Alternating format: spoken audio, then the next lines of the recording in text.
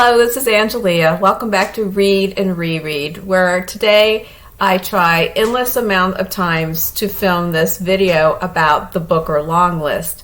I have been getting tongue-tied, there's random noises, my grand cat that we are cat-sitting is feeling kind of spicy and like running across my desk and trying to dig something out from under my desk, and all these kind of things are going on. But so if you've seen any of my last couple of videos, you know that we are in the process of moving. So I have no books on hand except a little stack that I've kept out for my August TBR, and I've done everything I can do with those books. I've talked about them, made a haul out of them. I'm Friday reading them. I've exhausted their possibilities. So today I thought I'd reflect on my plans for the book or long list. It's not really a reaction video because that time kind of came and went and I didn't do that.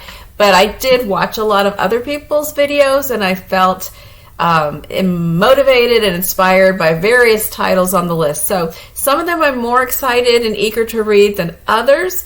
So I thought I'd just go through the list and talk about my plans. If I think I'm going to read them, why not, that kind of thing.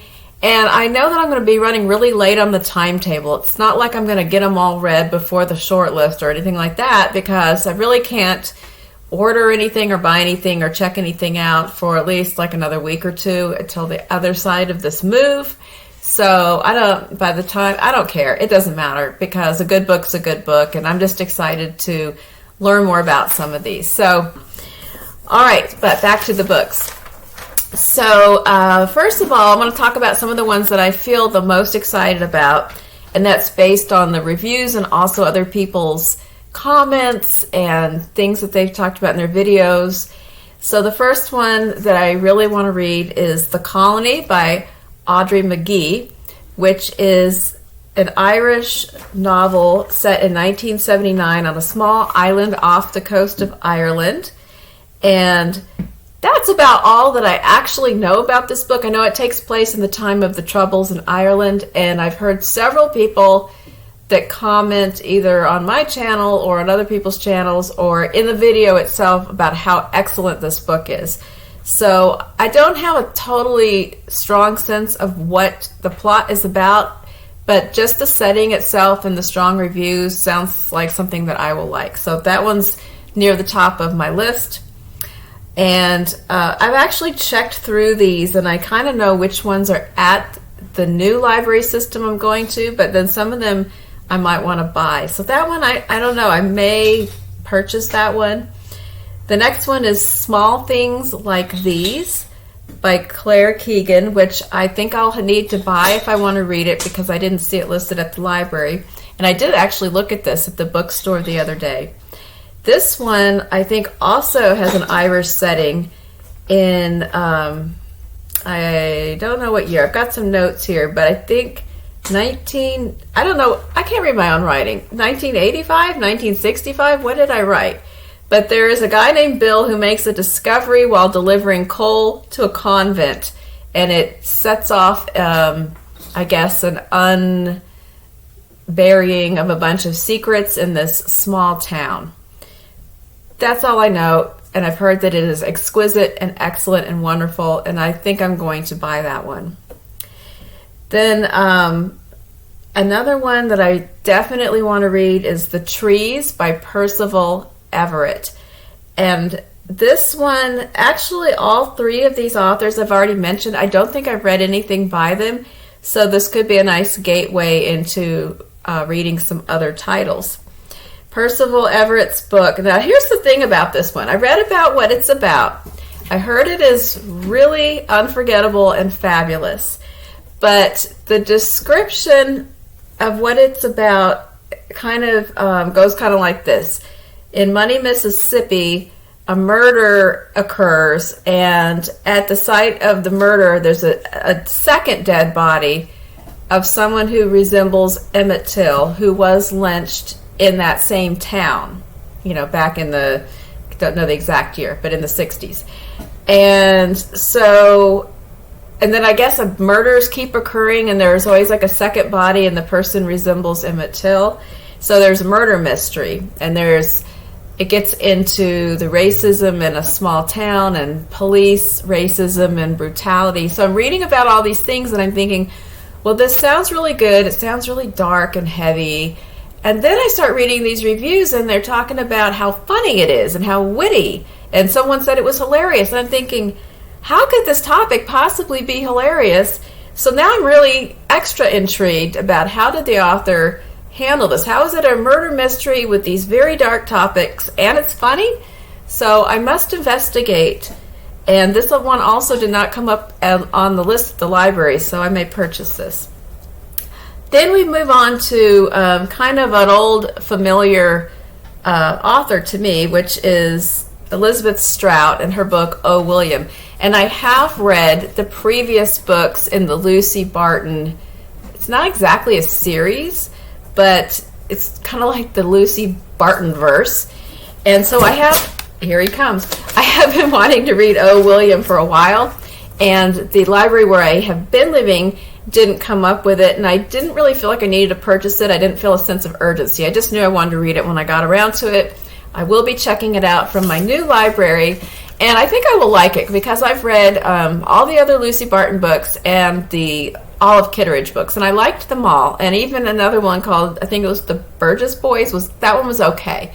But I do like this author, so excuse me, I am planning to pick this one up and read it, and I think I will like it again. I don't know how I'll feel about it in terms of, Booker Prize potential, but I do want to read the book. Hey, Moo. Okay, you're on TV. All right, then let's see. Another one that I feel like a pretty strong contender for me is Case Study by Graeme Macrae Burnet. I read, what was that book? His Bloody Project, and I can't remember if that was just Longlist, Shortlist, but I did read that book several years ago, and I did like it a lot. So I want to read Case Study. It sounds like it takes place in the 1960s, and it's about a woman who poses as the patient to go to this kind of wacky or controversial therapist to find out more about what happened to her sister who has died, who was seeing this therapist. And so that setup sounded really good to me, and just kind of like the format with, I think, different kind of media like notes and letters and stuff like that. I love books like that. So that one is on my personal short list for reading. So I think those are the ones that are like the most like, yes, whether even if it wasn't on some kind of list, those all sound like really great books that I want to read. So that's like my top goals for reading books from this list. Then I have some maybes. And it's kind of funny because the maybes and the probably nots have shifted around a whole bunch as I've learned more about the books and as I have listened to other people who are starting to read them and respond to them. So I am being affected by the information that's coming in from other booktubers and things like that. And so, I don't know. I'll have to report later on what I did end up reading from all of the rest of this list. So my maybes. Glory by NoViolet Bulamayo. I'm not sure how she pronounces her last name. But actually not sure if that's a she. Maybe I did not do such good research. But this book, okay, here's my problem about this book. I have heard that this book is very good. I've heard that people loved this book, and I still don't really want to read it. And I have an obstacle with the format, that it is the animals are the main characters and it's sort of an allegory. Like, for some reason, that is putting me off. And as I understand it, it is an allegory about political upheaval in the kind of following the pattern of things that have occurred in Zimbabwe. And there's about power and toxic masculinity and things like that. And just that animals allegory thing, tell me if I am, I just don't know. I mean, do I go, oh my gosh, he's on the table. Okay, we're going to pretend I didn't see that and I'll deal with it later. He he's used to living in an apartment, in a student apartment, where there is no dining table and there is no, like, big furniture pieces. And so he is having a ball in here with all the boxes. It's like millions of cat towers. And so he doesn't really know. And he's not going to be here long enough to do much with rule enforcement. And we're indulgent cat grandparents. So it's just kind of like, I keep dumping him off of the table. And he either doesn't get it or he doesn't care because he's a cat. But anyway, okay, he distracted me. So Glory, okay, so I can't decide do I just go with the fact that I'm not going to read every book and this one doesn't sound like something I'm into, or should I be thinking, step outside your comfort zone, read something different? How do you grow if you don't ever try things that at first seem like you're not going to like them? So kind of the, green eggs and ham philosophy there. But, I don't know. You tell me. It doesn't call out to me. Then the next one is one that didn't stand out to me at first, but it's kind of growing on me, is Booth by Karen Joy Fowler. And Booth, I guess, is a historical fiction book about the Booth family, which produced John Wilkes Booth, who assassinated Abraham Lincoln. And it's sort of a family saga of that family, fictionalized. And I guess when I first heard about it, I thought, well, that's an interesting topic, and wasn't anything about it that made me want to run out and get it. But again, more and more people are saying that's really engrossing, and they loved it. And I do like historical fiction, so maybe. I don't know. It's possible.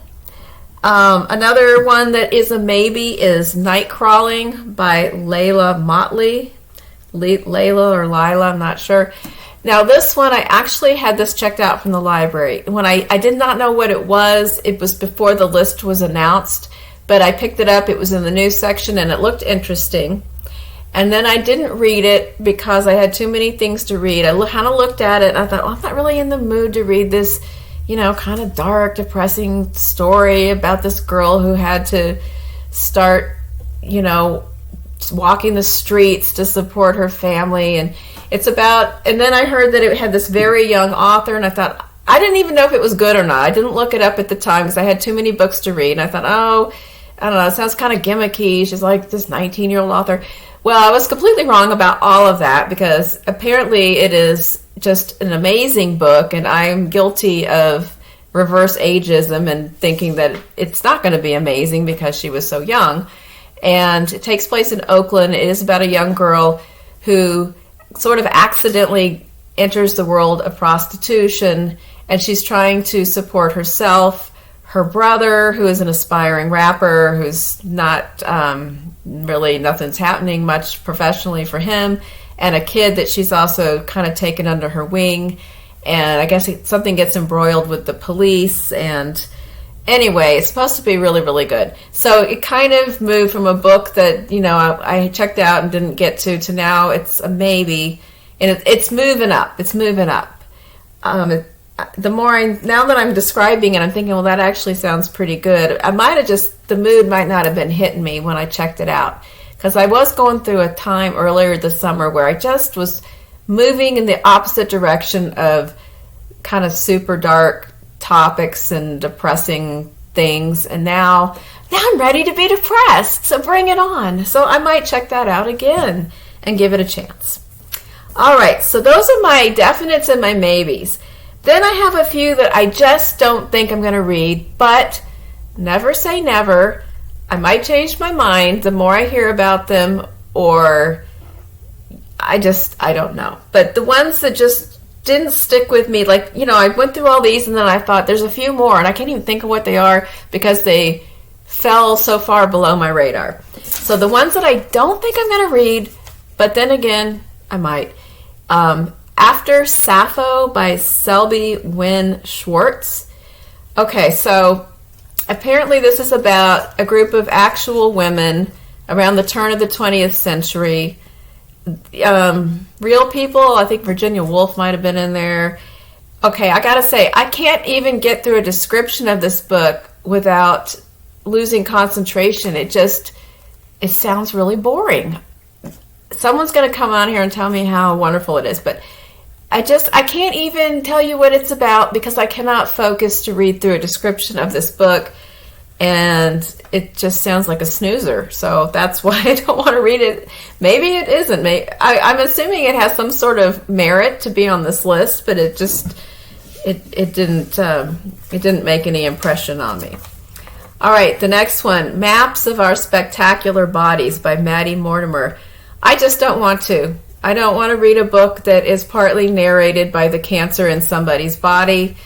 I'll give it points for having a cool title. I'm not reading it. I just don't want to. Then we have The Seven Moons of Maali, Almeida by Shehan Karunatilaka. Takes place in Sri Lanka, which is pretty interesting, and it's about a guy who finds himself to be dead and has this finite amount of time to investigate what has happened. I think it has to do with government and political events at that time, around the late 80s in Sri Lanka. I just don't know enough about this. I had a very hard time finding anything about this. I couldn't come across anyone who already read it. It wasn't available on Amazon. I wasn't going to order it, but I wanted to read more about it. There were no reviews. There was just nothing. There was like one review of someone who liked it on there. Not really. Goodreads was real vague. I don't know. I can't get a handle on it. And then the last one was Treacle Walker by Alan Garner, who is the oldest nominee in the group, and I don't know if he's been previously nominated. I know that he's an author who has written both children and adult books. I might have read one of his kid books. He's not an author that I'm really that familiar with. And this book, I read about it, did not sound like something I want to read at all because it sounded kind of folklore-ish. It just sounded like a really odd, quaint folklore kind of thing. There was a kid and he meets a guy, a rag and bone guy, and they trade some stuff, and the trade is strange, and then he meets another kind of monstery looking weird guy, and I was like, I don't get it. Just the description, I was like, you've already lost me. It just sounds so, again, I'm probably a fool and this is some kind of wonderful treasure that I'm passing on, but it just, the description no. Okay, so that is my plan, and now I will be committed to film of having said, these look good and these don't, and I'm going to read these, and probably not these, and what I finally end up doing might be vastly different, and I will have to just accept my own inconsistency on this. So let me know how this lines up with anything you've read or what you think sounds good, or if I am grossly misunderstanding something in this pile and that I should give it another chance. But that's where I stand today on the Booker 2022 long list. And now I'm going to go see, I see my friend is finally chilling out back here. So I'm going to go check on him. Hope you have a great day. Please like and subscribe if you enjoyed this video, and I will be back soon. Bye-bye.